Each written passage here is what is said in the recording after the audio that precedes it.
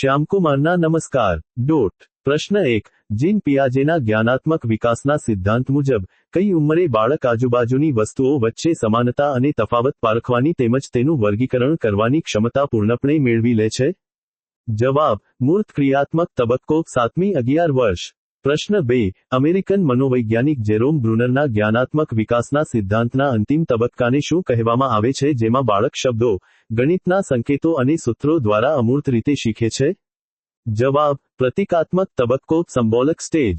પ્રશ્ન 3. શૈક્ષણિક મનોવિજ્ઞાનમાં જ્યારે કોઈ વિદ્યાર્થી પોતાના ગુસ્સા કે નકારાત્મક આવેગોને સમાજ સ્વીકારે તેવા કોઈ સકારાત્મક રચનાત્મક કાર્ય, જેમ કે રમતગમત, સાહિત્ય કે કળા તરફ વાળી દે છે, ત્યારે તેને કઈ સર્વોત્તમ બચાવ પ્રયુક્તિ કહેવાય?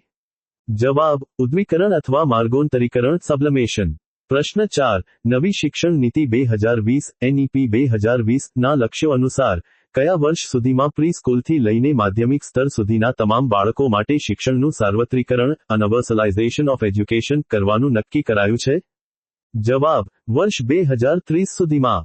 પ્રશ્ન 5. શૈક્ષણિક મૂલ્યાંકનમાં વાસ્તવિક ગુણધર્મો કે પ્રદર્શનને ચકાસવા માટે જ્યારે 5 કે 7 બિંદુઓવાળી કોઈ ક્રમ માપદંડ પદ્ધતિનો ઉપયોગ શિક્ષક દ્વારા વિદ્યાર્થીના વર્તનને માપવા થાય, તેને શું કહેવાય છે?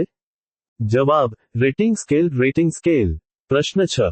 મનોવૈજ્ઞાનિક ગોર્ડન ઓલ્પોર્ટે વ્યક્તિત્વના ગુણલક્ષણોના સિદ્ધાંતમાં વ્યક્તિના રોજિંદા સામાન્ય સ્વભાવને દર્શાવતા લક્ષણોને કેવા ગુણલક્ષણો કહ્યા છે, જે સામાન્ય રીતે દરેક વ્યક્તિમાં 5/10 જેટલા હોય છે? જવાબ: કેન્દ્રીય ગુણલક્ષણો સેન્ટ્રલ ટ્રેટ્સ.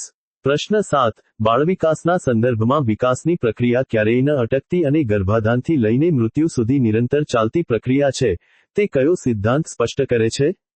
જવાબ: સાતત્યનો અથવા નિરંતરતાનો સિદ્ધાંત પ્રિન્સિપલ ઓફ કન્ટિન્યુટી. પ્રશ્ન 8. શિક્ષણનો અધિકાર અધિનિયમ RTE એક્ટ 2009 મુજબ જો કોઈ પ્રાથમિક શાળામાં વિદ્યાર્થીઓની સંખ્યા 61મી 90ની વચ્ચે હોય તો ત્યાં કાયદાકીય માળખા અનુસાર કેટલા શિક્ષકોની મંજૂરી મળે છે? જવાબ: 3 શિક્ષકો. પ્રશ્ન 9. હોવર્ડ ગાર્ડનરના બહુબુદ્ધિના સિદ્ધાંત મુજબ જે વ્યક્તિઓમાં અન્ય વ્યક્તિઓની લાગણીઓ, સ્વભાવ અને પ્રેરણાઓને ઓળખવાની તેમજ તેમની સાથે અસરકારક સામાજિક સંબંધો બનાવવાની ક્ષમતા વધુ હોય, તેમાં કઈ બુદ્ધિ પ્રધાન હોય છે? જવાબ: આંતરવૈયક્તિક બુદ્ધિ ઇન્ટરપર્સનલ ઇન્ટેલિજન્સ. પ્રશ્ન 10. માઇક્રો ટીચિંગ પદ્ધતિમાં વિદ્યાર્થીઓ પાઠના મુખ્ય મુદ્દાને બરાબર સમજી શકે તે માટે શિક્ષક દ્વારા જે સરળ ઉદાહરણો, વાર્તા કે પ્રયોગોનો સહારો લેવામાં આવે છે, તેને કયું મહત્વનું કૌશલ્ય કહેવામાં આવે છે? જવાબ: દૃષ્ટાંત કૌશલ્ય ઇલસ્ટ્રેશન સ્કિલ.